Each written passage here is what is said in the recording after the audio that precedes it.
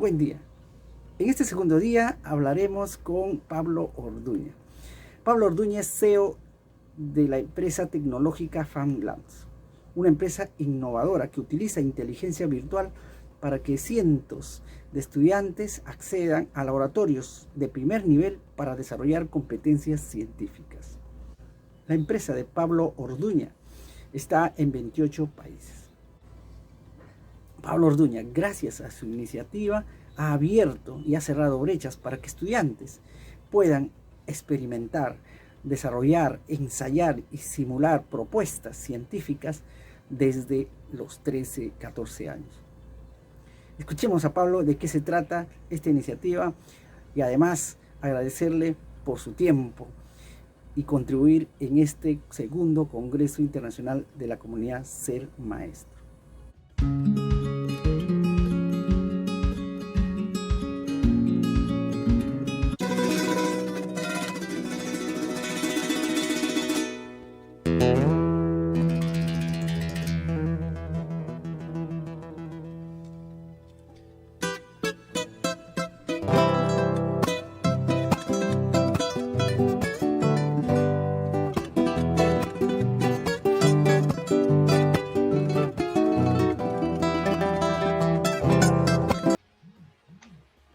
Ya está, listo. Bien, muy buenos días. En este segundo día de Congreso estamos, como hemos anunciado, con Pablo Orduña, un innovador global que ha salido de las canteras de Silicon Valley, pero que hoy innova en muchos países, en muchas regiones, con impactos positivos, y ya nos va a contar de qué se trata su innovación y cómo puede convertirse en una estrategia de cierre de brechas en el sector educación, sobre todo en el Perú.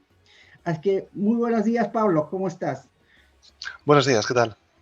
¿Qué tal? Pablo, cuéntanos en qué consiste la innovación de FunLab que está revolucionando el sistema educativo en muchos países.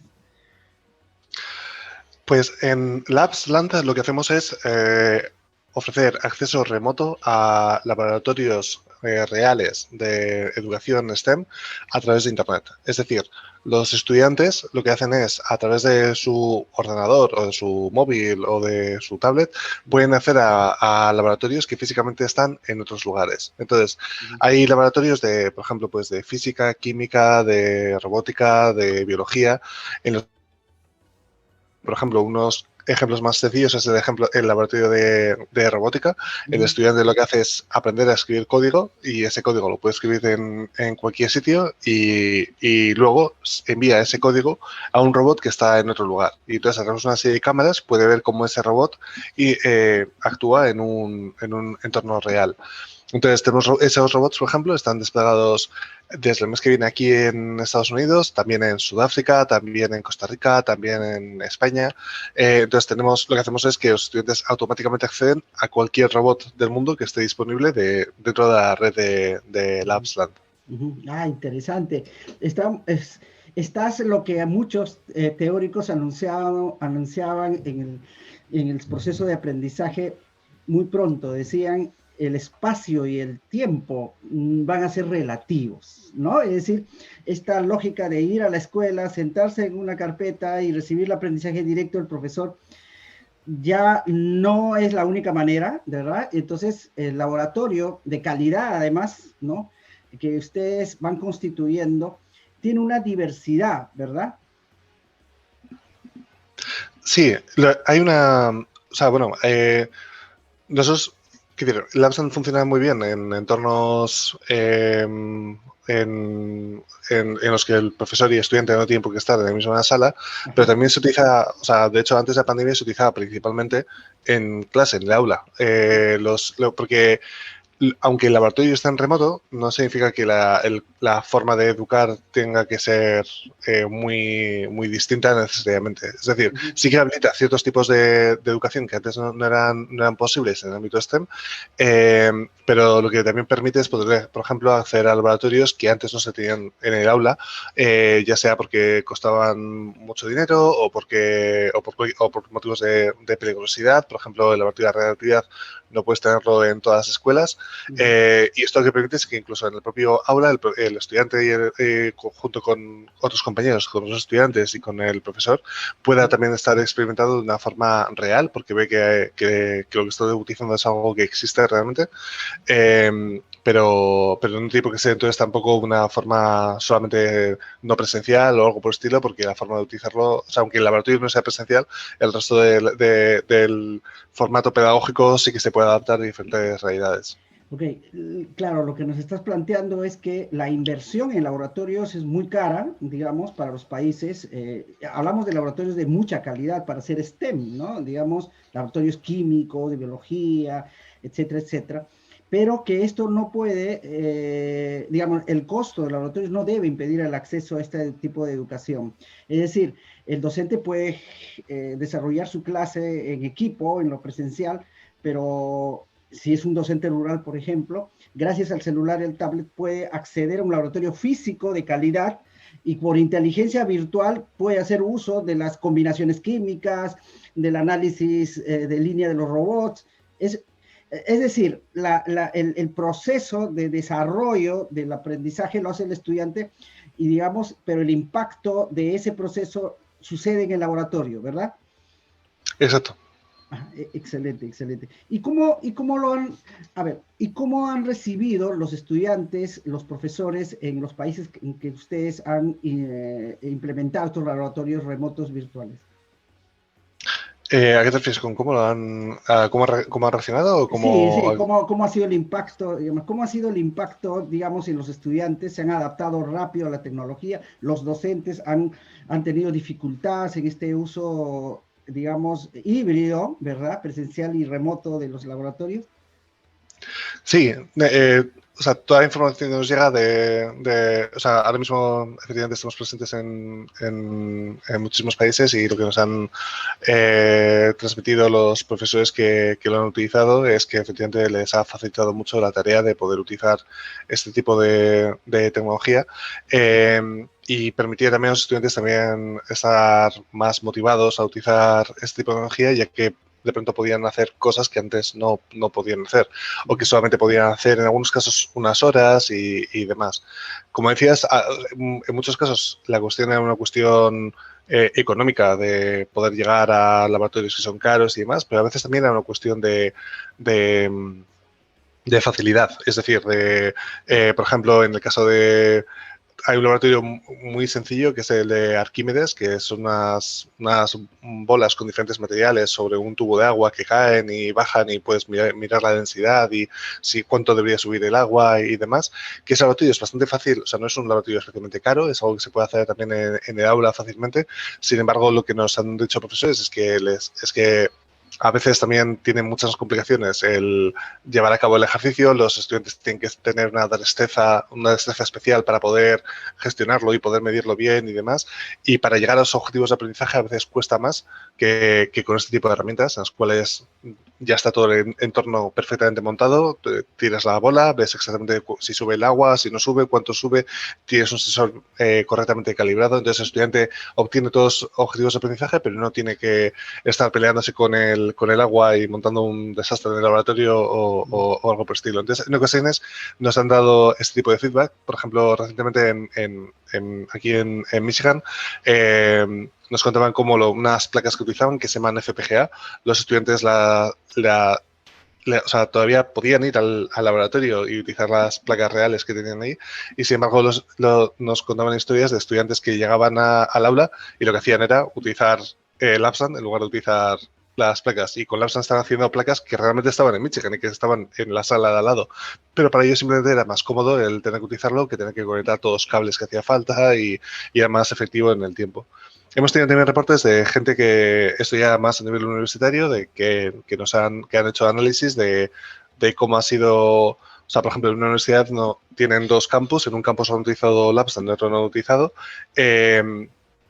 y por la situación de pandemia, pues han tenido que estar desde casa. Entonces, han comparado el año anterior los resultados de los exámenes y las actividades y demás con el primer año que fue el año pasado, comparar los resultados de los dos campos y efectivamente en uno, como no pudieron utilizar los laboratorios de una forma, empeoraron ciertos resultados y en otros, sin embargo, han sido mejores que antes. Entonces, nosotros lo vemos como un complemento. Nunca decimos que esto sustituya al laboratorio o algo por el estilo, o sea, porque es bueno que el estudiante pueda trabajar con el laboratorio, pero sí que es una herramienta más en el toolkit del profesor.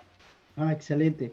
Sí, porque claro, ya cuando hablamos de proyectos educativos complejos, digamos, necesitamos precisiones, mediciones, tener herramientas, instrumentos, porque claro, en la primaria, en el inicial, puedo estar jugando a lo científico, experimentando con cosas recicladas, pero si estamos apostando por una, digamos, una sociedad mucho que aborda, una generación que aborda los problemas complejos que post pandemia, necesitamos hacer ciencia seria, ¿no? Y creo que ese es un aporte de FAUNLAB de dar este espacio, digamos, y justamente iba a ir a esa pregunta. ¿Y cómo se configura un laboratorio? Es decir, ¿cómo se construye el laboratorio, digamos, y cuántos tipos de laboratorios se puede hacer? Si es, digamos, si los laboratorios responden a una demanda de la escuela, de los estados, o ya ustedes tienen prototipados los laboratorios. ¿Cómo funciona eso, Pablo? Depende muchísimo del laboratorio. O sea, nosotros en Labsland trabajamos, o sea, venimos trabajando en esto desde el año 2004, o sea, el equipo que está detrás del Labsland, o sea, somos una spin-off de la Universidad de Deusto, del grupo de investigación de Javier García Zubía de la Universidad de Deusto, en el que hemos trabajado en laboratorios remotos pues desde hace ya más de 15 años. Y fuimos desarrollando diferentes tipos de laboratorios. Ahora, como Labsland, empezamos a desarrollar nos empezamos a centrar en aquellos laboratorios que veíamos que había más posibilidades de que fuesen más útiles para los estudiantes, pero siempre estamos escuchando a los docentes para ver exactamente qué laboratorios deberían ser los siguientes. Aparte, también ofrecemos el servicio principalmente a universidades de utilizar de crear laboratorios y entonces ahí nos guiamos mucho por lo que las universidades demandan. En muchas ocasiones, por ejemplo, en Costa Rica, en la UNED, el equipo de Carlos Alguedas,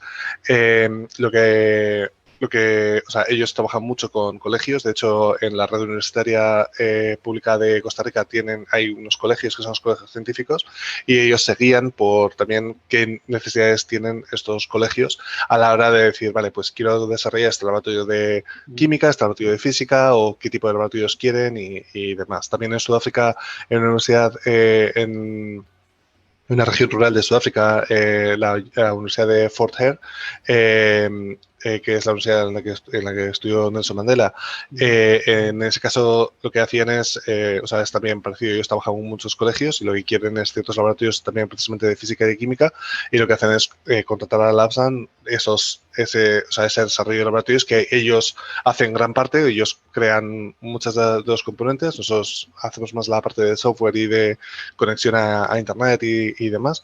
Y entonces juntos estamos montando esa red de laboratorios en las que unos utilizan los laboratorios de los otros y demás.